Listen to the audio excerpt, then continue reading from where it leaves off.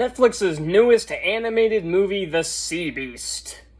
Well, I say newest, this has been out for several weeks, but if you saw my Thor and Minions review, you know that I fell behind due to complications. So I'm having to catch up on everything, and I'm trying to cram these last few July movies, and I've only got a few left. I've still got 3, though, and there are already August movies coming out tomorrow, so yeah, I really shouldn't have fallen behind, but it couldn't have been helped. So, finally talking about this movie, and I wasn't sure what to make of it. The trailer didn't really offer much about what the story was, and I did see it was directed by Chris Williams, who's worked on many Disney films. So, I was actually pretty intrigued to see what they would do with this movie. And for the first 20-30 minutes, I was having a lot of fun with the movie. Because the plot just seemed like it was about hunters fighting, monster hunting, essentially, just out on the sea.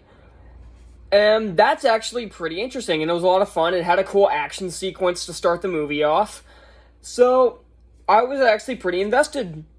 Then around the 30-minute mark, then the next 20 minutes or so, I'm like, okay, it started to change a bit. The movie started to change a bit, but I'm like, okay, this is still good, but it's kind of veering off to what because I was enjoying what they were doing, and now they're doing something different.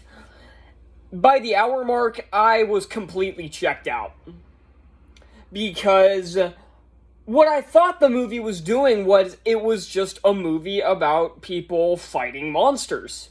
And I like movies like that. Like, this could have been a much better version of Sinbad or something, but it's not what this movie is. Because instead, they had to go the traditional route, where it's the monster that they were hunting, is of course a nice, gentle creature, and they have to keep the hunters from killing it, and it turns out it's the classic who's the monster story. This has been done to death, and it's way less interesting than how the movie started off. If it was just a movie about these hunters on a pirate ship fighting monsters, like, they set up the conflict is these hunters, in order to keep their job as monster hunters, because the king and queen who have employed them are looking more towards, like, they're utilizing their Royal Navy to battle the monsters instead of these hunters. And they set up the conflict of the hunters are going up against their navy. Whoever kills this extremely dangerous monster, like, the most dangerous monster first, gets to, like, if the hunters capture it, they get to keep doing their monster hunting. If the navy does, the hunters are done.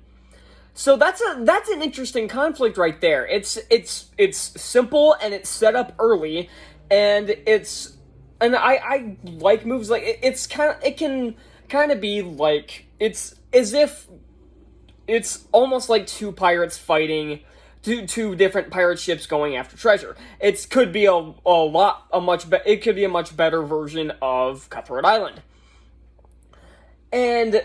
But the second the stupid kid gets on the ship, the movie takes the decline.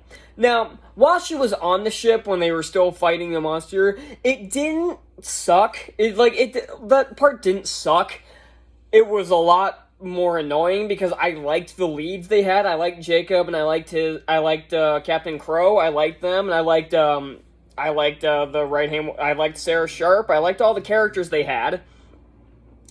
So, but then this annoying ass kid gets on the boat, and it's not one of those things where it's like, oh, the kid is just a kid is just another character. No, she's annoying as hell. And not only that, her and Jacob get separated from the crew after fighting the monster, and then the movie drastically changes, and not for the better. Like I said, it turns into the big who's the monster story. And not only does this not make sense, because there's an issue here.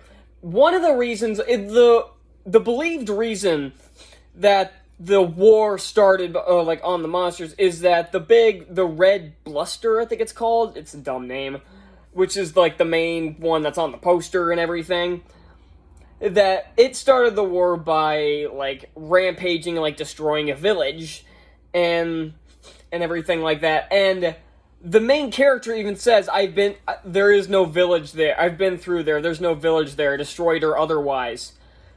So even if it's in this book, if there's not a village there, people are gonna you think people would have started, you think that would have caused some raised eyebrows at some point. But apparently, it never did.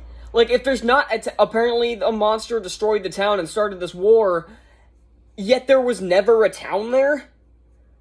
How did people not notice this, like, within the movie? This is just dumb.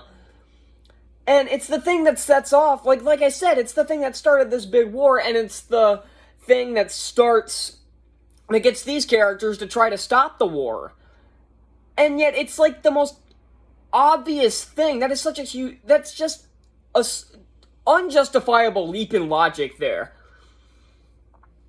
And the movie isn't without its good points. Like, the animation is actually pretty good. I've bashed Netflix films for having shitty animation, but this one has actual effort put into the animation. The voice acting's mostly fine. Carl Urban plays the main lead for some reason. Even though he's in, like, every geek franchise, I'm not the biggest fan of Carl Urban. It's not like he does terrible in this movie, but I'm just not a huge fan of him. I'd never really have been. Dan Stevens is in this movie. He does fine. The other actors I don't really recognize, but everyone does their job fine, I guess. The voice acting's all good. The animation looks good, but the highlight of this movie is the score. It really does have a kind of pirates feel to it, even though these technically aren't pirates, even though they're sailing pirate ships, they're hunters, but it's got that pirate feel to it, like Pirates of the Caribbean, and I really like that. I liked the score. It was like I said, it was the definite highlight. But again, it's like the entire last half of this movie was so dumb. Like, again, like I said, the first 20 minutes, I was having a lot of fun with this movie. Like, the action was good, like I said, the voice acting was good, the animation was good, the score was amazing, and the action scene during the opening was pretty good. The action throughout is pretty decent overall, but there's not that much of it in the second half. And it was a lot of fun, and, like, that opening fight was a lot of fun. And it had a lot of likable characters. But then they squandered it by throwing in this annoying kid, and then they had to completely change the plot, and it lost me. As soon as I figured out what they were doing, like, as soon as they got on that island, I knew exactly where they were going with it.